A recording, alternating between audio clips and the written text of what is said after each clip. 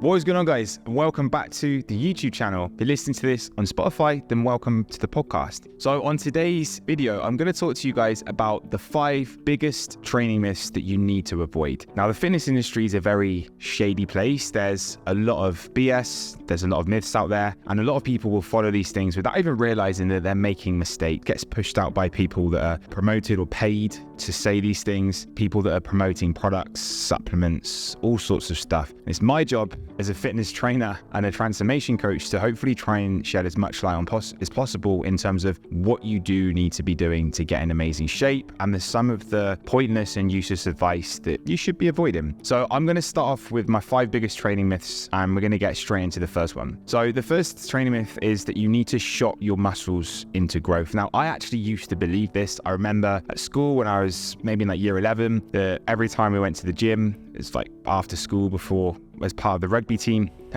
I used to think that I had to train differently every single time. And I actually remember having this conversation with one of my school friends at the time. We were like, oh, we're going to shock our muscles today. Let's do a little bit of bench press. Oh, we did that last week, actually. No, let's do some chest flies this week or something like that. This is the biggest load of BS. You shouldn't shock your muscles. This is not scientifically proven to help your muscles grow and get stronger. What we actually need to do is repeat the same movements week on week and get stronger across those. Now, that might seem a little bit boring. You might be thinking, well, actually, I want to go in and free for all and do lots of different things every single week. If you enjoy doing that, no problem at all, because your enjoyment is super important. Just realize that your progress is probably going to suck and you're not going to get as much result, and you're probably not going to see the results that you would like to. The most important thing is doing the movements that you enjoy and rinsing and repeating over time so that we get stronger. If we do the same movements every single session, it's very difficult to track as to whether we're improving. The most important thing that we're trying to get out of training is something called progressive overload. Now, this is ensuring that we're going back and getting stronger every single week. If we put more stress and more stimulus on our muscles, then they are going to break down and grow back stronger. This is just simple hypertrophy, which basically means building muscle. So if we're going in every single week and shocking our muscles to try and get stronger, the only thing that you're going to shock is yourself when you stop making progress. So first rule, rinse and repeat the same training program for sometimes 12, 16, 6 months. There's not really much of a change to change your training that often. We have some clients at FitLab that will be following the same program for 6 months and still progressing every single week, adding plates to their squat, adding plates to their bench press. So why would we change something? If we know they're getting stronger, it doesn't make sense to change it. The only time that I would maybe look to make a change is if maybe they were a little bit bored, if things were becoming a little bit tedious, and you can start to change out maybe some of the more isolation exercises at the end. But the big compounds, do the ones you enjoy and rinse and repeat them week on week as you start to get stronger, as you progress, because you can track this properly and you can understand that you are actually making progress in the gym. The second myth is that lightweight and more reps is better for fat loss, and a heavyweight with less reps is better for muscle gain. And again, I used to believe this as well. I used to think I was almost cutting up my muscles by doing more reps and by pulling the weight down a little bit. Maybe I was starting to become more fatigued. It felt like it was a little bit harder and I was burning more calories, which again would create better fat loss. Logical, right? That's not how it works. First thing I'll say is that what you do in the gym in terms of lifting weights is actually not really going to burn that many calories, and that's certainly not why we go to the gym. We go to the gym to get stronger, to build great shape, to build muscle. We don't go there to burn calories. If we look at how many calories we actually burn across a day, very little of those calories come from the gym. So that's the first thing I'll say. Second thing is that we shouldn't be trying to change between whether we're cutting or bulking in terms of which one of those that we go for. Training pretty much stays the same, and you should be working across pretty much the same rep range as to whether we're trying to build muscle or lose body fat. There's not really that much of a difference. So you should be trying to lift heavy weight, and you should be trying to lift in a moderate rep range. So the kind of ideal rep range that's been shown for building muscle is around 8 to 12. I would probably say you've got a bit more flexibility. We set our clients anywhere between kind of 6 reps, even up to like 15 reps. You know, you can still build muscle at 20 reps plus. But when we're thinking about what's optimal, it's going to lie somewhere between that 6 to 15 reps. You're going to want to kind of mix up the exercises that you do and maybe which rep range that you follow. That's how I would look at it. You don't need to alter that as to whether you're bulking or whether you're cutting. This is a load of BS. Lift heavy, lift with good form, and stay kind of within the means of the rep range that I've just said. The third biggest myth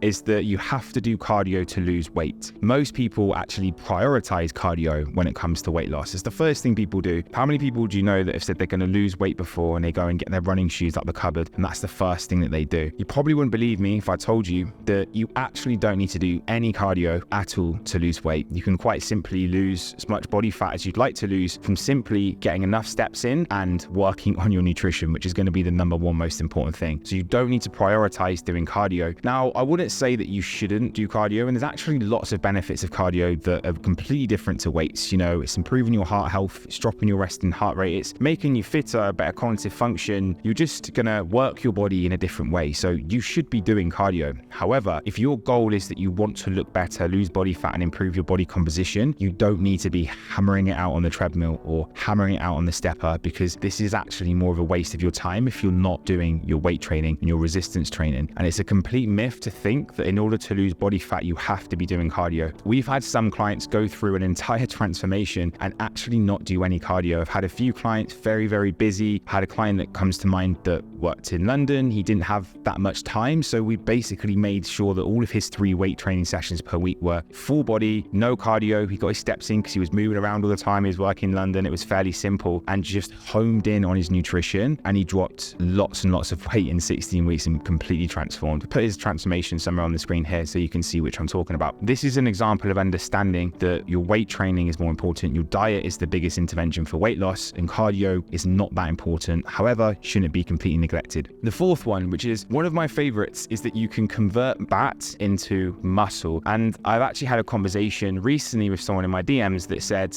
yeah, things are going pretty well. I'm just trying to drop some weight and convert that fat into muscle. Now, this is complete BS again. You cannot physically drop body fat and convert that into muscle. Body fat is something that you have to get rid of. This is adipose tissue. This is a buildup of eating too many calories. You can't convert this into muscle. You can do these two things simultaneously. So you can lose body fat and you can build muscle at the same time, but they are two different processes. You are breaking down muscle tissue so it grows back stronger, and you are losing and excreting body fat from being in a calorie deficit. You can't do them both at the same time, so please don't think that this is possible. And what I would say on that as well is, yes, you can do both at the same time. However, it's going to be pretty minimal, and I probably wouldn't recommend that you try and do both of these things at the same time. It's a bit like trying to drive your car with a handbrake on. It moves, but it's a little bit slow, it's tedious, and you're not going to make much progress. So our advice and my advice is always to lose body fat first, to put yourself in a calorie deficit, really work towards that initial weight goal, and yeah, you'll probably build a little bit of muscle along the way, but maybe not as much as you might think. However, we get the weight loss done first, we completely transform your body composition, we hold on to as much lean mass and muscle as we possibly can. Then after that, you put yourself into a gaining phase, build muscle, work on performance and get stronger. Not only is this the most optimal approach in terms of your body's going to get lean and then it wants to grow muscle, it's in a really responsive state, but it's also the absolute route you need to take to stay in shape for the rest of your life. As you start to build more muscle and add more lean mass to your physique, you are increasing your body's metabolism over time. By doing this, you're making it much less of a chance of regaining the weight back. So this is the route that you need to take. And the last one, which is probably one of the most common ones, is that you can lose fat from a specific part of your body by targeting it.